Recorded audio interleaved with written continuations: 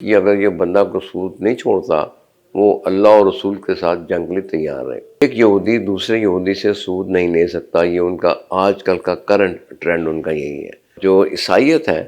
اس میں میرے اس کی کوئی قباحت انہوں نے نہ مذہبی طور پہ کہیں محسوس کی ہے، اور یہی حال اسلام کا ہے کہ مسلمانوں میں بھی ایک قسم کا ہمارے خون کے ذرے ذرے میں رچ بس گیا ہے۔ سود لینے والا، دینے والا، لکھنے والا اور گواہی دینے والا سب کے سب ایک ہی طرح کے گناہ گار ہیں۔ بسم اللہ الرحمن الرحیم، نحمدہ ونصلی علی رسول الکریم، اما بعد، رب اشرح لی صدری ویسر لی امری واحلل من لسانی یفقہوا قولی، صدق اللہ العظیم۔ معزز خواتین و حضرات، عبدالرزاق لائٹ آف گائیڈنس میں حاضر خدمت ہے۔ آج کا موضوع آپ سے شیئر کر لوں کہ یہ ہے سود کے متعلق۔ سود کا میں نے بہت پہلے کئی دفعہ اپنے پیجز پہ بھی ذکر کر دیا ہوا ہے کہ یہ اپنا تینوں مذاہب میں مکمل طور پہ حرام ہے، یہودیت میں، اسلام میں اور مسیحیت میں یعنی عیسائیت میں بھی۔ لیکن میرے خیال میں کچھ ایسے ترتیب شروع ہوئی ہے کہ یہودی جو ہے وہ ایک یہودی دوسرے یہودی سے سود نہیں لے سکتا، یہ ان کا آج کل کا کرنٹ ٹرینڈ ان کا یہی ہے۔ لیکن میرے خیال میں جو عیسائیت ہے اس میں میرے اس کی کوئی قباحت انہوں نے نہ مذہبی طور پہ کہیں محسوس کی ہے، اور یہی حال اسلام کا ہے کہ مسلمانوں میں بھی ایک قسم کا ہمارے خون کے ذرے ذرے میں رچ بس گیا ہے، لیکن یہ قطعی طور پہ بالکل حرام ہے، اور اس کے بارے میں بے شمار قرآنی آیات بھی ہیں، احادیث بھی ہیں، اور سب سے بڑی جو امپورٹنٹ مطلب ہے سینگ ہے کہ جی یہ سود لینے والا، دینے والا، لکھنے والا اور گواہی دینے والا سب کے سب ایک ہی طرح کے گناہ گار ہیں۔ اور دوسرا یہ کہ سود اتنی بھیانک اس کی سزا ہے کہ اللہ تعالیٰ نے اس کی حد ہی کوئی مقرر نہیں کی، اور یہ کہا ہے کہ اس کی اگر یہ بندہ کو سود نہیں چھوڑتا وہ اللہ اور رسول کے ساتھ جنگ کے لیے تیار ہے۔ تیسری جو سوشلی یا مثال کے طور پہ ہمارا فیملی لائف میں اگر آپ دیکھیں تو تشبیہ بھی نعوذ باللہ نعوذ باللہ، مطلب ہے میری تو زبان بھی زیب نہیں دے رہی اس کو بتاتے ہوئے کہ جو بندہ سود میں ملوث ہے وہ اپنی خدا نخواستہ والدہ کے ساتھ شاید کوئی ایسا کام کر رہا ہے، مطلب ہے جس کا ہمیں ذہن میں کبھی خیال بھی نہیں آ سکتا۔ تو یہ تینوں چیزیں جو ہیں یہ بڑی ہی ٹاپ کے اوپر ہیں، لیکن اس کے باوجود پاکستان میں بے شمار بینکس ہیں، اور سب سے بڑا جو مطلب ہے اس کا جو منبع ہوتا ہے وہ اسٹیٹ بینک آف پاکستان ہے، وچ از اے نانی of all the bankers. Bank کی جو برانچز ہیں، کمرشل بینک ہیں، انڈسٹریل بینک ہیں، ڈیولپمنٹ بینک ہیں، جس قسم کے بینکس ہیں سب کو اسٹیٹ بینک کنٹرول کرتا ہے۔ اور یہ سینٹرل بینک جو تھا یہ سب سے پہلے 1600 تقریباً 57-8 میں پہلے وہاں بنا تھا ہالینڈ میں، اور اس کے بعد آئی تھنک 1697 میں 1697 میں انگلینڈ میں بنا تھا۔ تو اس میں ہوتا یہ ہے کہ یہ سارے جو بھی لوکل رول ریگولیشنز، پیسے کی سپلائی، منی سپلائی، اس کو ترسیل، اس کو لوگوں میں اس کی چھپائی، اس کی باقی لوگوں کے ساتھ اس کی ترسیل جو ہے، تقسیم ہے، وہ اس کا ذمہ دار بنتا ہے۔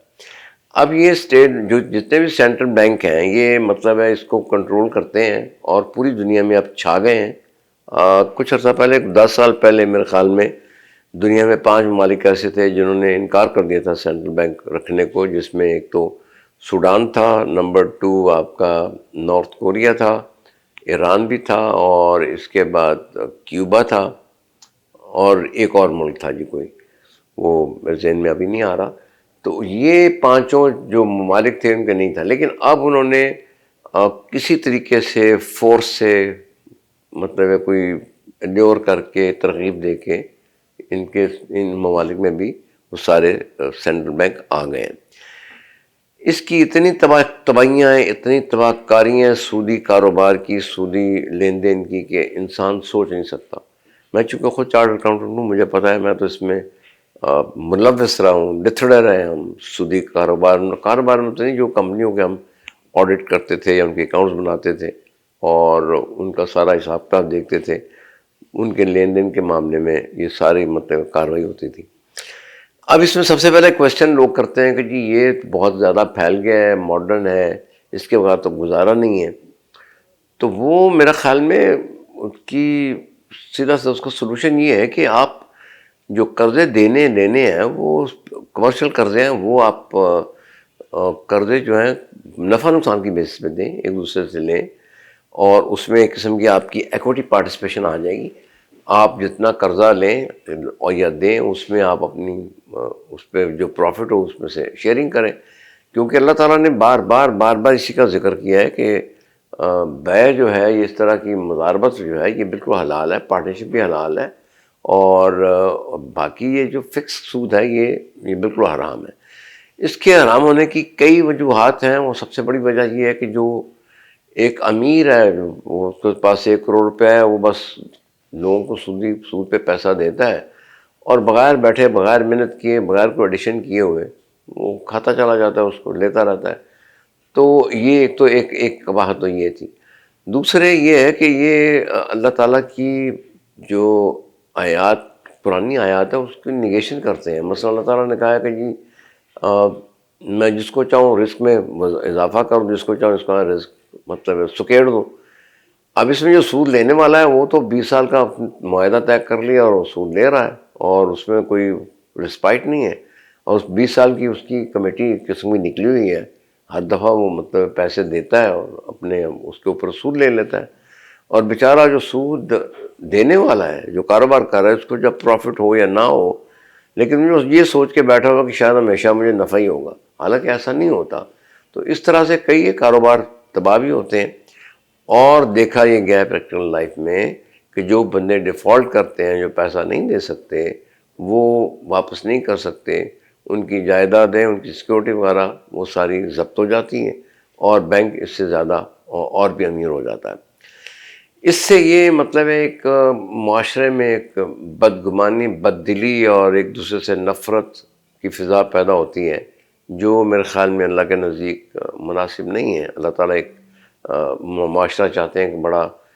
فرینڈلی معاشرہ ہو، اور ایک دوسرے کی ہیلپ کریں، بھائی چارہ ہونا چاہیے، اور کاروبار میں اس قسم کا ظلم و ستم نہیں ہونا چاہیے۔ تو یہ تھوڑا سا اس کی بیک گراؤنڈ ہے۔ اور ابھی ہم تھوڑی دیر دوسرے ویلاگ میں آپ کو اسلامی بینک کے بارے میں بھی کچھ تفصیل بتائیں گے،